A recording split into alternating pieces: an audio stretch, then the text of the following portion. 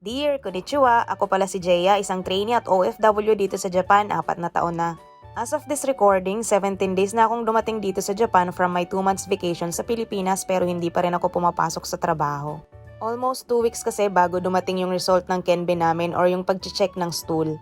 Meron naman sana akong 3 days sked ngayong Feb, kaso lang in-advise lang sa HR namin na kapag pumasok na kami, kakaltasan na kami sa pension at sa tax.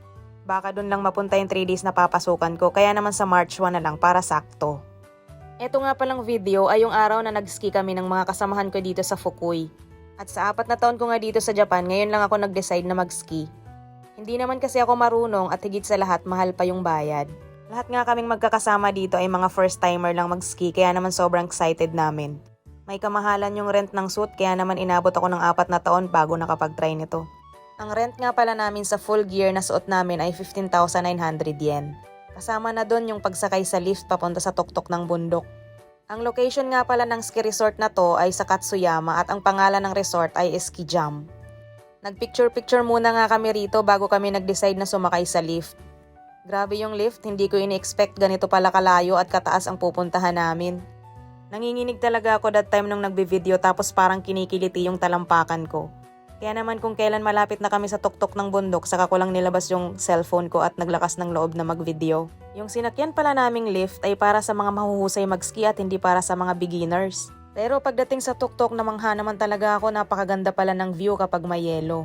Hindi ko lubos maisip makakarating ako sa ganito kataas na bundok habang napapalibutan ng yelo. Tapos may mga nakita kami mga estudyante na mga Japanese, nag-aaral pa lang din silang mag-ski. Meron silang mga kasamang teacher. Pero kahit mga beginners sila, ang huhusay na kaagad. Hindi mo aakalaing mga beginners lang, samantalang kami. Oh guys, grabe na to. Hindi kami marunong mag-ski. Kaya naman, tumba-tumba kami.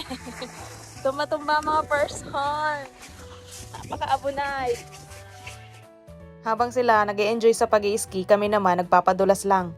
Hindi ko nga alam kung tama pa ba yung desisyon namin na magbayad tapos aakyat sa bundok tapos magpapadulas lang pababa. Alam mo yun, nagbayad ka na para mapagod tapos mananakit pa yung katawan mo ng bonggang-bongga tapos tamang chill-chill lang sa pagpapadulas, hindi naman marunong mag-ski eh. Ganyan lang halos yung ginawa namin, magpadulas tapos maglakad, magpadulas. Grabe na yung pagod namin sa kalalakad at sa kakapadulas, buti na lang nung malapit na kami sa baba. Tapos nadaanan namin yung station na pwedeng sumakay ng lift. Nakiusap kami na kung pwede kaming sumakay pababa.